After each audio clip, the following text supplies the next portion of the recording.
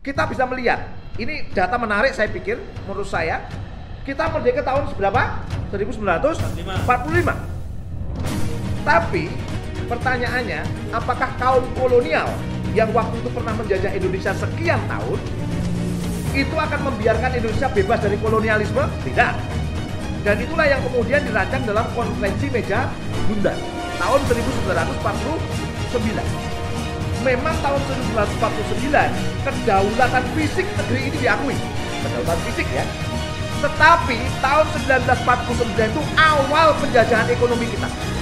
Kalau masyarakat yang ibu kota dipindahkan ke Kalimantan Timur, apakah kerusakan lingkungan nggak terjadi lagi? Masih berlanjut.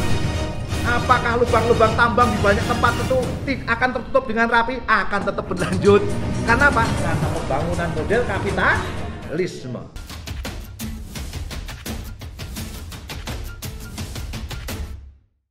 Alhamdulillahirrabbilalamin. Segala puji hanyalah untuk Allah seru sekalian alam. Asyhadu an la ilaha illallah wa asyhadu anna Muhammadan abduhu wa rasuluh. Allahumma sholli wa sallim wa barik ala Muhammad wa ala ali Muhammad.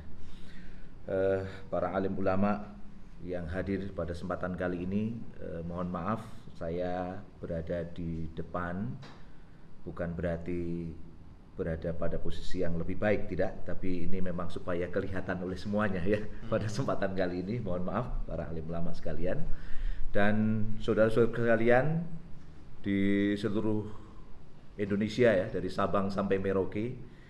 Pada kesempatan kali ini izinkan saya Agung Wisnuwardana memberikan pandangan-pandangan lebih detail lagi terkait dengan pindah ibu kota negara dari Jakarta ke Kalimantan Timur. Dan saya juga di awal ini memperkuat apa yang disampaikan rekan-rekan di awal tadi, bahwa Bung Edi Mulyadi tidak ada keinginan untuk menghina masyarakat Kalimantan. Tidak ada keinginan untuk menghina suku Dayak. Tidak ada sama sekali, dan kami paham betul karakter beliau. Tetapi tidak ada lain dan tidak bukan, sebenarnya beliau ingin mengkritik terkait dengan pemindahan ibu kota negara dari Jakarta ke Kalimantan Timur yang penuh dengan kepentingan-kepentingan selain kepentingan rakyat Indonesia. Dan pada kesempatan yang baik ini kami juga menegaskan di forum ini bahwa kami lahir di tanah ini. Kami meminum air yang tumbuh timbul di negeri ini. Oleh karena itu kami pastinya cinta tanah air dan negeri ini. Takbir. Jangan sanksikan kami cinta pada tanah air ini. Jangan sanksikan kami cinta pada Indonesia. Karena cinta kami pada tanah dan air negeri ini, maka kami tidak akan membiarkan sejengkal tanah pun terus dijajah oleh pihak-pihak lain. Pihak-pihak yang menginginkan negeri ini tidak maju, pihak-pihak yang menginginkan negeri ini tidak berkembang, pihak-pihak yang menginginkan negeri ini tidak menjadi adidaya dunia. Dan tidak lain, merekalah para penjajah sejatinya, dan merekalah kaum-kaum kapitalisme yang telah menjajah negeri ini sejak zaman dulu. Takbir. Allah.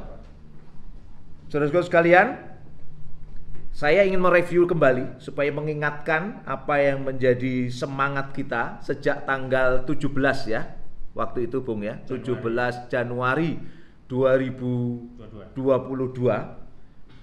Ada hal-hal penting yang kami ingin review. Yang pertama terkait dengan klaim bahwa pemindahan ibu kota dari Jakarta ke Kalimantan Timur itu demi pemerataan ekonomi. Ini sudah dijawab tegas oleh Indef bahwa kepindahan ibu kota ini tidak akan memberikan dampak pemerataan ekonomi yang signifikan. Untuk nasional dengan jangka pendek itu hanya 0,02%, jangka panjangnya 0%. Nah, silahkan diadu datanya aja dengan Indef kan? Kita buka aja di sini. Kemudian untuk pertumbuhan ekonomi Pulau Kalimantan untuk jangka pendek hanya 3,61%, jangka panjangnya hanya 2,85%, kecil sekali. Sedangkan untuk Kalimantan Timur jangka pendek hanya mempengaruhi pertumbuhan ekonomi 6,83%, jangka panjangnya hanya 4,58%. Sebenarnya ini tidak harus dengan pindah ibu kota, cukup dengan membuat pembangunan sarana pendidikan, sarana kesehatan di sana tanpa pindah ibu kota pun sudah mencukupi. Artinya biaya kos untuk pemindahan ibu kota itu jauh lebih tinggi daripada hasil yang akan didapatkan.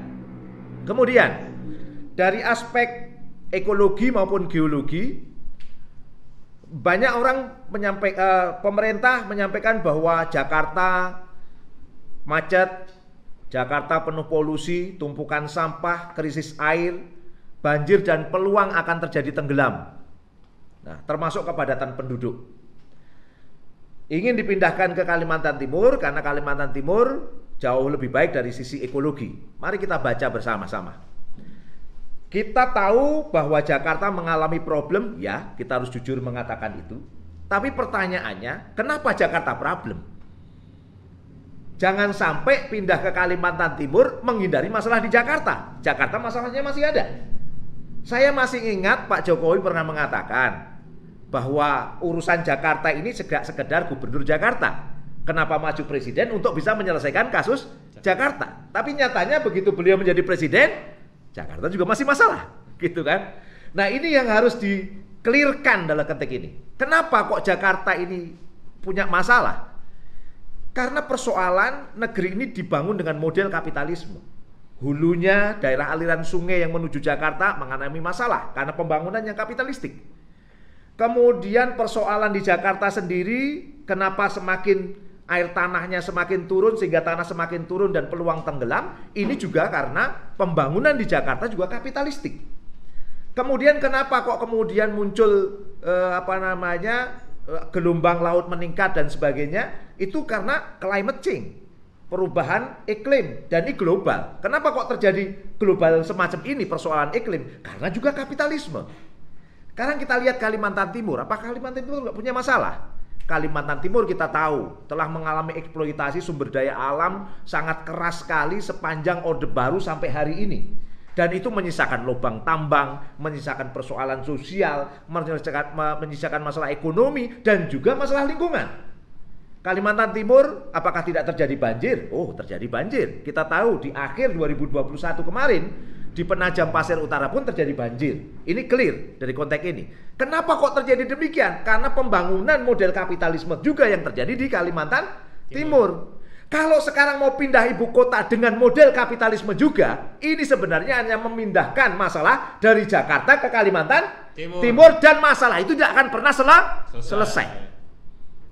Itu poin yang perlu kita catat secara khusus. Dan yang paling penting lagi, saya review menurut saya pikir kemarin yang disampaikan Bang Andang Bahtiar dari anggota Dewan Pengawas Ikatan Ahli Geologi Indonesia, IAGI, itu menyebutkan ternyata masih banyak masalah-masalah geologis di calon ibu kota negara yang baru.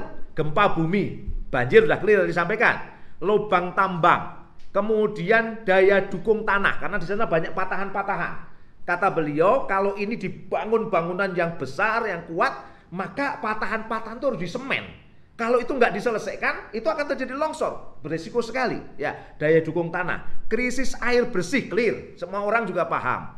Kemudian kebakaran hutan, itu juga akan berisiko, kan nggak asik banget dong. Ada tamu negara datang ke tempat itu tiba-tiba ngap, itu kan nggak asik banget. Itu yang disampaikan oleh Bang Andang Bahtiar di acara PKAD beberapa hari yang lalu. Dan beliau menyatakan kayaknya IAGI harus mengeluarkan buku saku untuk memberikan balancing pada informasi geologi yang tidak terlalu kuat yang disampaikan oleh rezim Jokowi. Nah, ini saya pikir menarik sekali. Kita tunggulah dari beliau. Kalau IAGI nggak mau mengeluarkan buku saku, semoga Bang Andang punya waktu untuk mengeluarkan buku sakunya. Dan saya membuat video singkat. Sebenarnya video singkat kemarin saya ambil dari data yang saya peroleh dan ternyata cocok dengan yang disampaikan Bang Faisal Basri dari Indef. Ada kejanggalan bahwa di ibu kota negara yang baru membutuhkan air. Karena tadi krisis air. Persoalannya adalah dari mana air ini akan disuplai. Dan ini clear bahwa air itu akan disuplai dari perusahaan Pak Hasim Joyo Hadikusumo yang namanya Arsari Tirta Perdana. Dan itu sudah ada kerjasama dengan Provinsi Kalimantan Timur.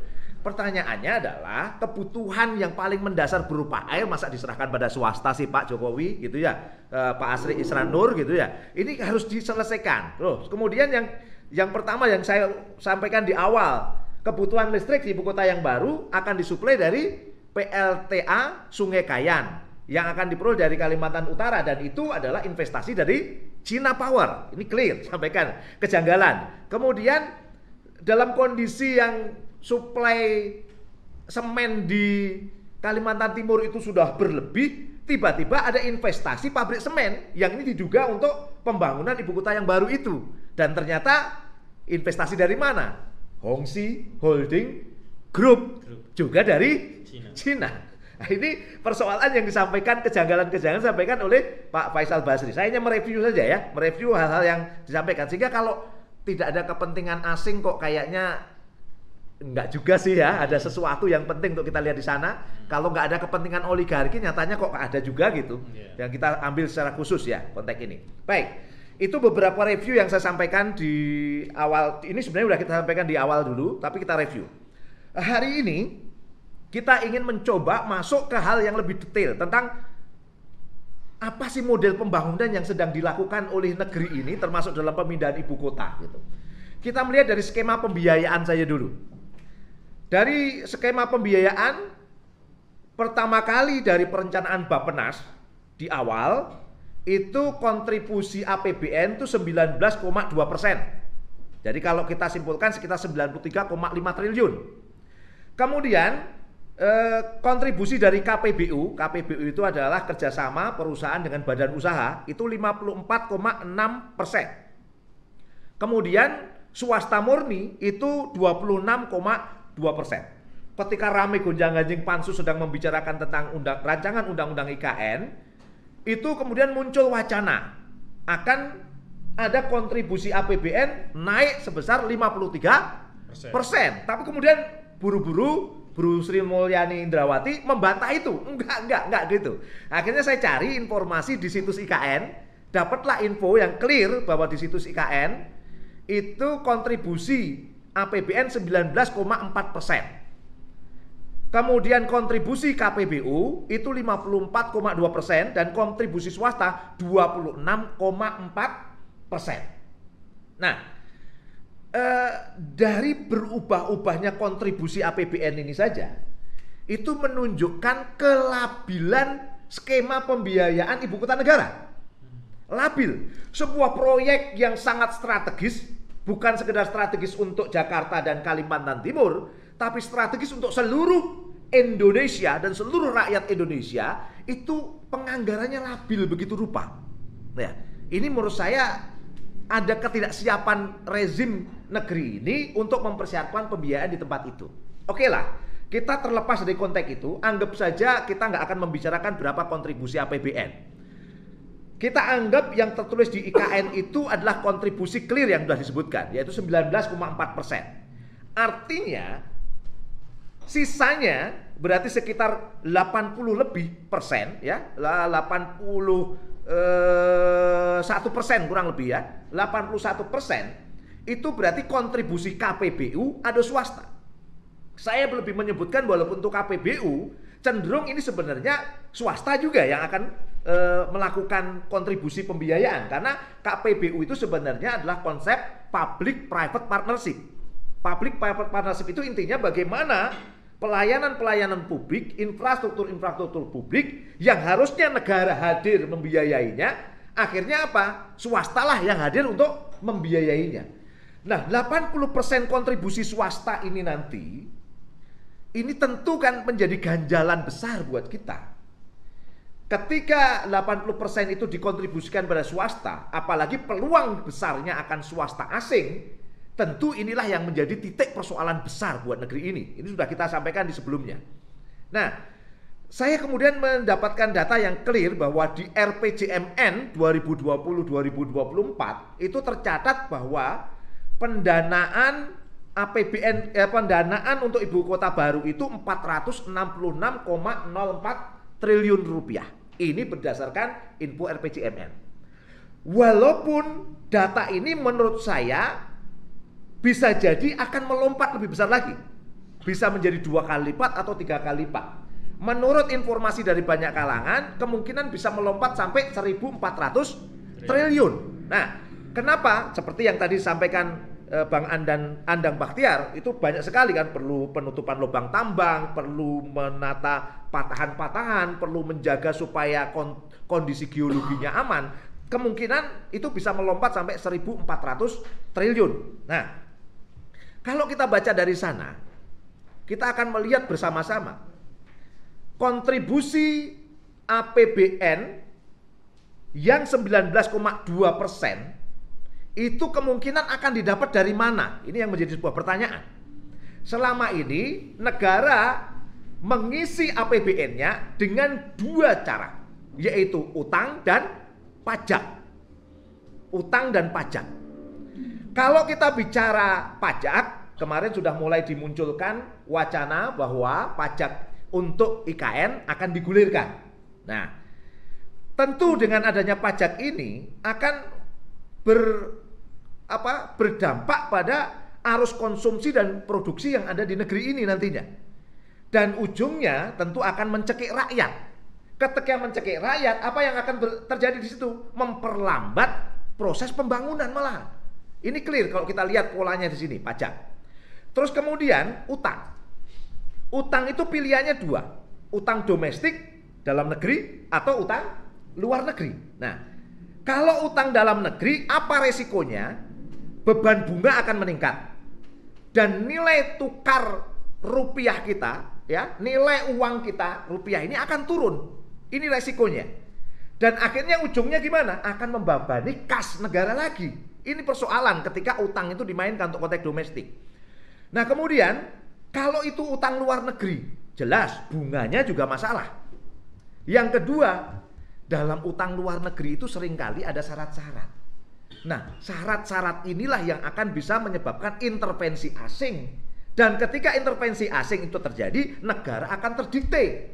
Ketika negara terdikte, maka seluruh proses yang ada ini akan dikendalikan oleh asing. Ah, itu omong kosong Pak Agung. Oke, baik. Kita lihat saja sekarang.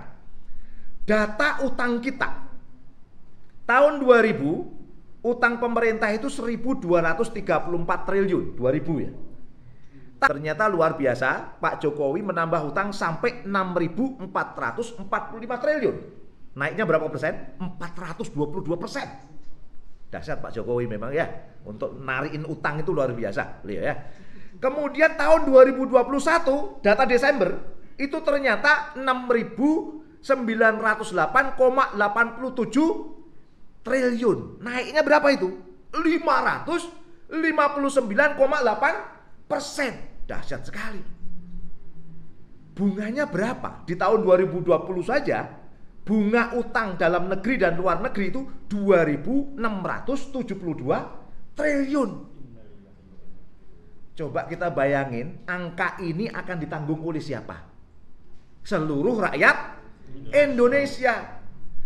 Utang ini enggak ditanggung oleh Pak Jokowi, enggak ditanggung oleh anggota DPR saja, tapi seluruh rakyat Indonesia. Inilah yang jadi persoalan. Banyak orang bilang, oh masih aman, masih aman. Rasio utang kita ini per Desember itu hanya 41% dari PDB.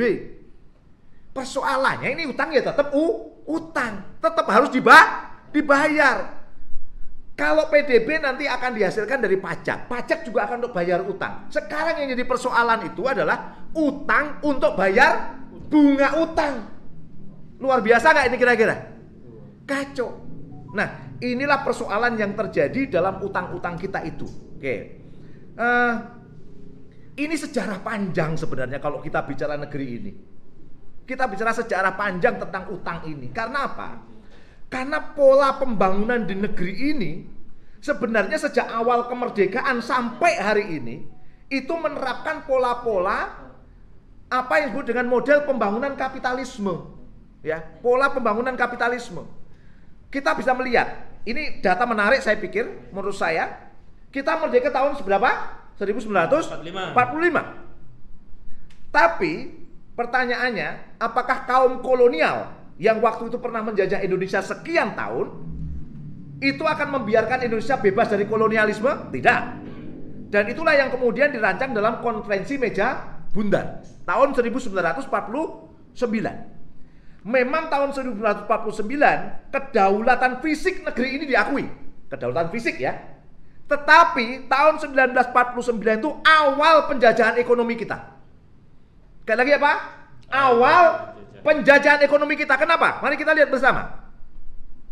Tahun 49 dalam konferensi meja bundar itu, kamu akan dikasih kemerdekaan hak Indonesia, tapi punya syarat. Syarat yang pertama, perusahaan Belanda boleh tetap beroperasi kembali dan bebas untuk mentransfer keuntungannya ke negeri Belanda. Ini tetap dijajah nggak, saudara-saudara sekalian? Tetap. Kemudian yang kedua, Indonesia harus menanggung utang Belanda sebanyak 1,13 miliar US dollar. Bayangkan. Yang utang Belanda, kita yang harus membayar. Adil atau tidak? Tidak. Oke. Nah, saudaraku sekalian, kemudian apalagi Indonesia harus menerima babak baru penjajahan, yaitu dengan adanya Consultative Group on Indonesia, di mana CGI ini menjadi konsultan, tempat konsultasi, bahkan minta persetujuan. Bayangkan, senegara harus minta persetujuan pada CGI ketika akan mengeluarkan kebijakan yang penting di bidang ekonomi, misalnya terkait dengan nasionalisasi perusahaan-perusahaan Belanda yang sebelumnya dimiliki oleh Belanda. Bayangkan, harus minta izin. Kemudian yang paling penting lagi, dalam KMB itu ditetapkan bahwa Indonesia harus menanggung gaji 17.000 karyawan Belanda dan 26.000 mantan kenil selama 2 tahun. Coba, pegawainya Belanda, kitanya yang suruh bayar. Ini KMB ya. Apakah persoalan selesai? Enggak. Tahun 67 Indonesia masuk babak baru yang disebut dengan kapitalisme. Beberapa konsesi-konsesi minyak, konsesi-konsesi tambang diserahkan kepada asing tahun 67. Orde baru kita catat. Kemudian masuk penjajahan berikutnya tahun 98. Ketika krisis ekonomi, krisis moneter, Soeharto akan tumbang, mereka harus menandatangani Letter of Intent yang dimiliki oleh IMF pada waktu itu. Masuk penjajahan baru lagi, masuk era reformasi, muncullah Belt and Road Initiative yang ditawarkan Cina, pembangunan infrastruktur. Amerika juga tetap ada di negeri ini, sehingga apa yang terjadi? Masya Allah ini, saudara-saudara sekalian, 70% migas di Indonesia dikuasai oleh asing. 75% batu bara, boksit, nikel, dan timah juga dikuasai oleh asing. 85% tembaga dan emas itu juga dikuasai oleh asing. Kira-kira kita ini akan menerima nggak hal ini, saudara-saudara sekalian? Tidak. Kemudian sektor-sektor yang nanti akan dikuasai oleh asing juga. Pelabuhan, kemungkinan bisa mencapai 49% pelabuhan akan dikelola oleh asing. Yang paling penting lagi nih, operator bandara itu bisa mengelola 100% bandara-bandara yang ada di negeri ini. Kemudian jasa kebandaraan itu bisa mencapai 49% dikuasai dan lain sebagainya. Kalau kita membaca konteks ini, maka sebenarnya Indonesia ini dalam kondisi yang sudah merdeka atau dijajah? Dijajah, clear. Nah, ternyata pemindahan ibu kota yang baru itu akan melakukan pola yang sama. Satu, rakyatnya diminta bayar apa? Pajak. Yang kedua, nanti akan dipenuhi dengan utang. Utang berarti akan menjerumuskan Indonesia semakin merdeka atau dijajah kira-kira? Dijajah. Pilihan berikutnya, asing akan masuk lewat investasi. Apakah lewat mekanisme KPBU atau lewat mekanisme swasta murni. 80% ibu kota negara. Utang, pajak, investasi asing. Kira-kira ini model pembangunan yang baik atau buruk kira-kira? Buruk atau baik? Buruk sekali. Inilah pola yang disebut kapitalisme, Bapak-Bapak sekalian. Apa namanya? Kapitalisme. Kapitalisme itulah model baru penjajahan yang ada di negeri ini, saya katakan. Nah, investasi asing ini tentu akan menimbulkan jumlah sumber daya alam itu akan dikuasai oleh mereka nantinya. Termasuk ibu kota negara yang baru, ini ya persoalan. Kalau ini nggak bisa juga, nanti mungkin akan dibikin cetak uang. Kalau kita cetak uang, apa persoalan yang terjadi? Akan terjadi inflasi. Ketika inflasi terjadi, kenapa kok bisa terjadi inflasi? Karena negeri ini dibangun dengan model pendekatan uangnya itu fiat money, yaitu uang kertas yang tidak memiliki basis emas maupun perak. Terus landasannya apa? Kita tahu bahwa dominasi dolar Amerika Serikat sudah terjadi semenjak 1944 lewat satu perjanjian yang namanya Bretton Woods. Kemudian tahun 70 ditegaskan lagi dominasi dolar itu. Dan sampai hari ini semua mata uang dunia harus menginduk pada dolar Amerika Serikat. Dan 90% perdagangan internasional dikendalikan oleh dolar Amerika Serikat. Kalau Indonesia ingin cetak uang, kira-kira apa yang terjadi? Inflasi. Penjajahan atau bukan, saudaraku sekalian? Penjajahan tentunya. Nah, pola ini semua adalah model pembangunan gaya kapitalisme. Nah, pola pembangunan gaya kapitalisme ini yang harus disudahi, saya katakan. Termasuk kasus Wadas yang terjadi ini ya.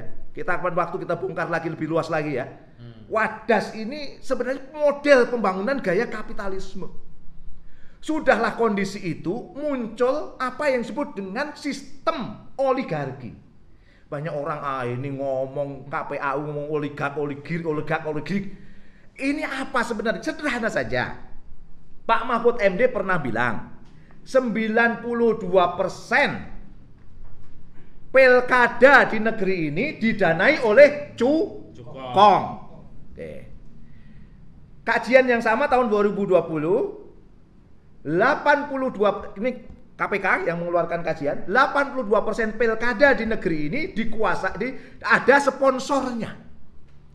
Ini di tingkat daerah. Pertanyaan saya, tolong dijawab. Kalau di tingkat pusat, kira-kira terjadi tidak? Terjadi. Saya mengatakan kemungkinan kuat terjadi.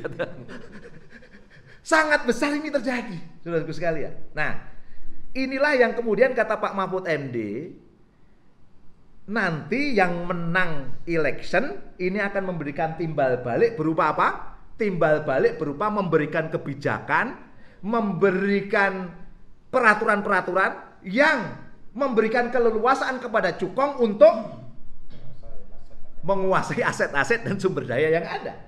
Ini kan sebenarnya rahasia umum kan, sudah ketahui. Dan ini sudah disampaikan oleh John Perkins dalam bukunya Confessions an Economic Hitman. Itu clear kalau menurut John Perkins disebutnya korporatokrasi. Korporatokrasi itu kerjasama sistem antara politisi dengan korporasi. Para politisi butuh memenangkan election, butuh memenangkan pemilihan umum, membutuhkan dana besar. Dari mana dananya? Dari korporasi. Nah, korporasi membutuhkan apa? Membutuhkan aturan yang memudahkan mereka mengeksploitasi sumber daya. Didapatkan dari mana? Para politisi. Inilah bergelindan di kolam itu. Sudahlah penerapannya kapitalisme, sistemnya sudah terjadi oligarki. Kita tahu kemarin IKN, lembaga kepresidenan boleh dikata ya mati. Ya diduga kuat mengabdi pada oligarki, asing maupun asing. Kemudian lembaga DPR juga banyak orang merasa nggak representatif rakyat. Karena apa? Karena diduga kuat juga mengabdi pada kepentingan oligarki. Banyak orang berharap pada judicial review ya. Judicial review seperti judicial review Undang-Undang Cipta Kerja dulu. Tapi kayaknya yakin nggak kita ya? Tidak yakin. Yakin nggak yakin gitu. Ketika kita yakin nggak yakin, terus bagaimana ini? Bagaimana kita akan menyelesaikan konteks ini? Nah, saudara-saudara sekalian, saya katakan tadi inilah pola pembangunan gaya kapitalisme. Harisat dalam bukunya Runtuhnya Kapitalisme itu menyebutkan bahwa kapitalisme ini sebenarnya akan semakin merusak dirinya sendiri. Kenapa? Karena semakin lebar kesenjangan antara kaya dan miskin. Kelompok 1% menguasai 90% sumber daya. Sementara yang 90% harus berbagi 1% sumber daya. Itulah persoalan yang terjadi pada kapitalisme. Sehingga ketika pola pembangunan ibu kota negara yang baru dilakukan juga dengan model kapitalisme, yang ada adalah memindahkan masalah Jakarta ke Kalimantan Timur. Takbir. Yang kedua, tidak akan terjadi pemerataan ekonomi karena para kapitalis dan oligark juga yang akan mendapatkan keuntungan yang besar. Takbir. Allah. Nah, inilah sistem yang ada di tengah-tengah kita. pada kesempatan yang baik ini, perkenankan saya Agung Wisnuwardana mewakili para alim ulama, guru-guru saya untuk menyampaikan satu pandangan. Sudah waktunya kita hentikan sistem ini. Sistem kapitalisme, sekali lagi dengarkan wahai saudara-saudaraku sekalian. Sistem apa? Kapitalisme yang sudah menjajah negeri ini sejak awal kemerdekaan sampai hari ini harus waktunya dihentikan. Termasuk model pembangunan ibu kota negara baru dengan gaya kapitalisme ini harus dihentikan. Saya ingin menyampaikan pada kesempatan kali ini saudara-saudara sekalian, satu konsep penting. Konsep ini tentu saya dapatkan dari Islam. Ketika saya menyampaikan ini, jangan dianggap ini sektarian. Karena Islam hadir untuk menawarkan solusi terhadap kondisi yang ada ini. Semua orang juga tahu bahwa kelembagaan-kelembagaan negara hari ini banyak yang mengalami kondisi yang sangat tidak representatif dengan hati rakyat. Betul atau tidak kira-kira? Oke. Kita harus menawarkan sistem baru. Di dalam Islam ada satu konsep penting.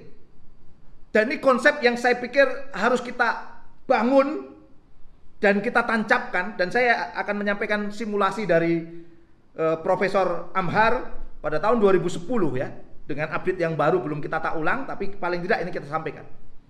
Di dalam Islam ada konsep tentang kepemilikan umum, kepemilikan negara, dan kepemilikan individu. Kalau kapitalisme semua boleh dimiliki oleh individu, sehingga orang yang punya material power besar dia yang akan berkuasa. Itulah kelompok 1% tadi itu.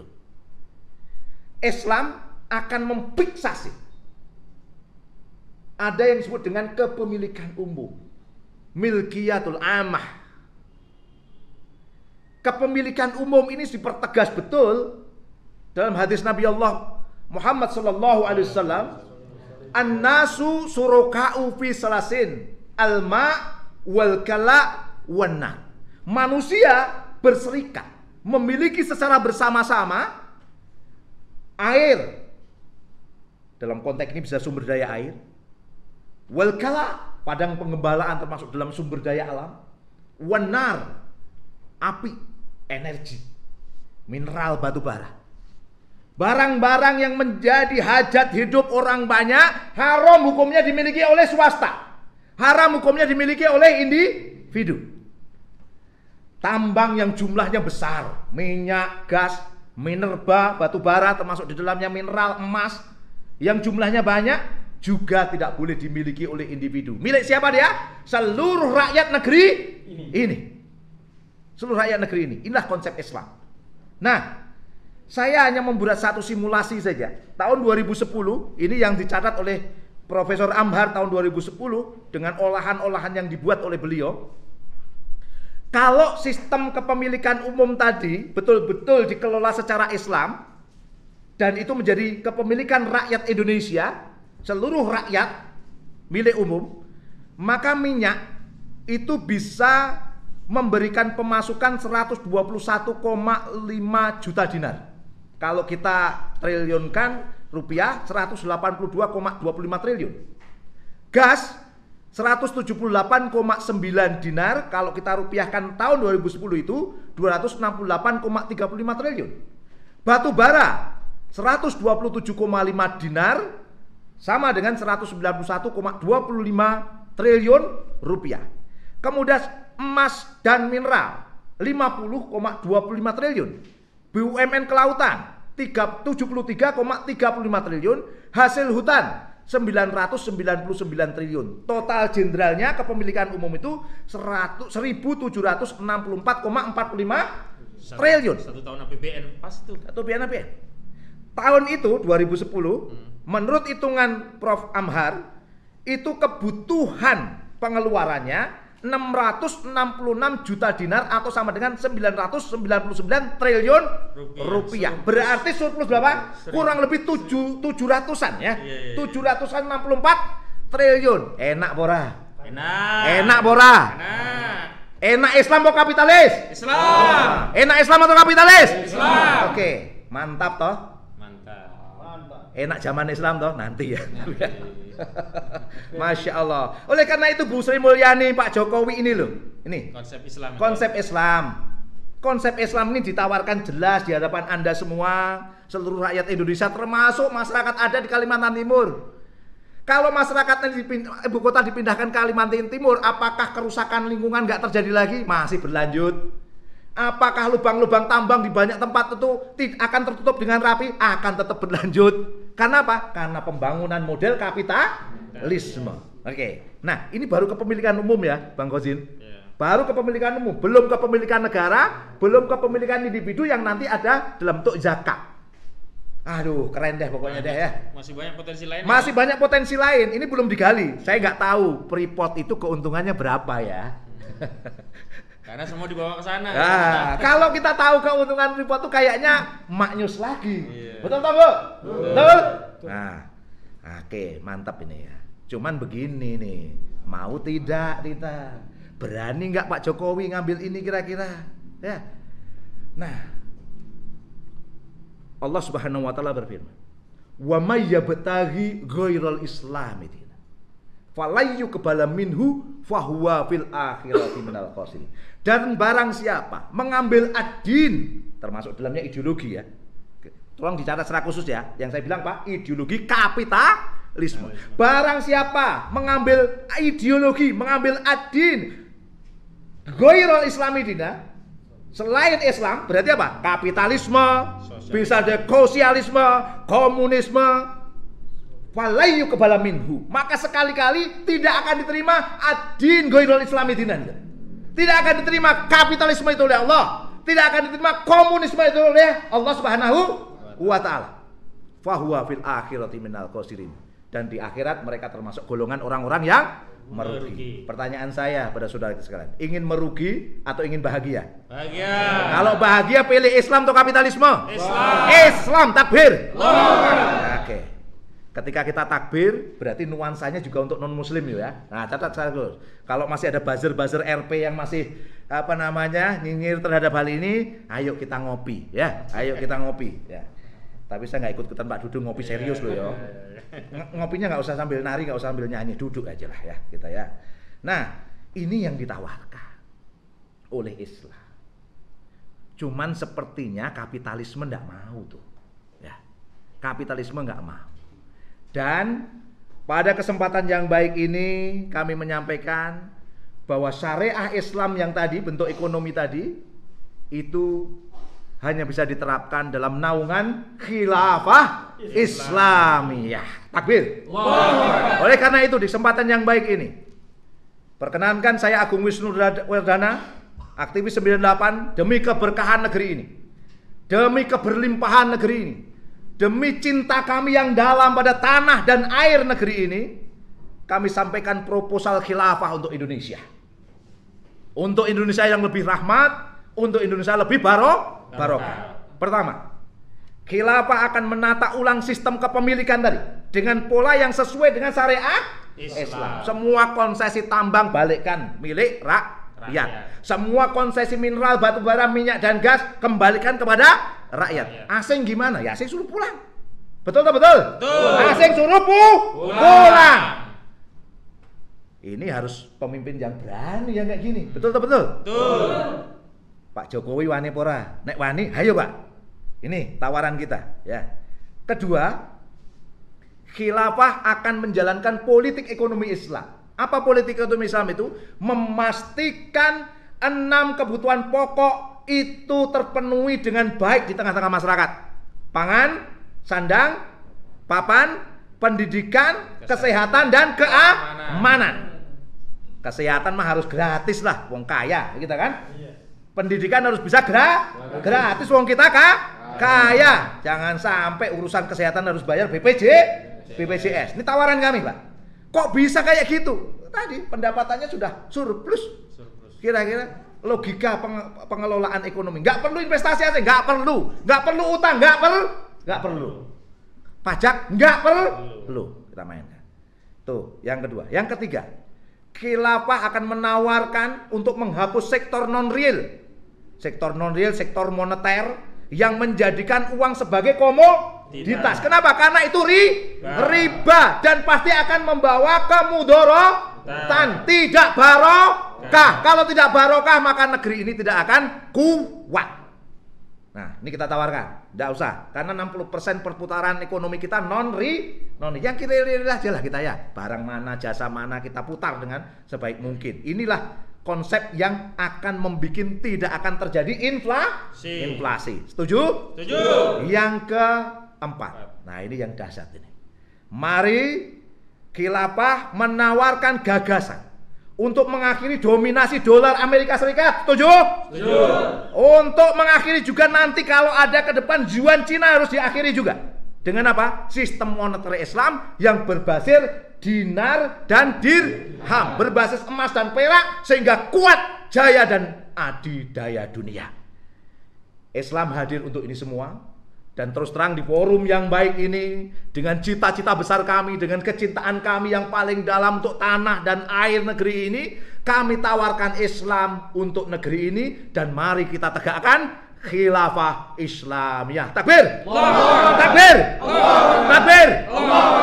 Semoga Allah merahmati kita semua, merahmati seluruh rakyat Indonesia, dan suatu ketika nanti Indonesia akan menjadi adidaya dunia dengan Islam. Barakallahu fiikum.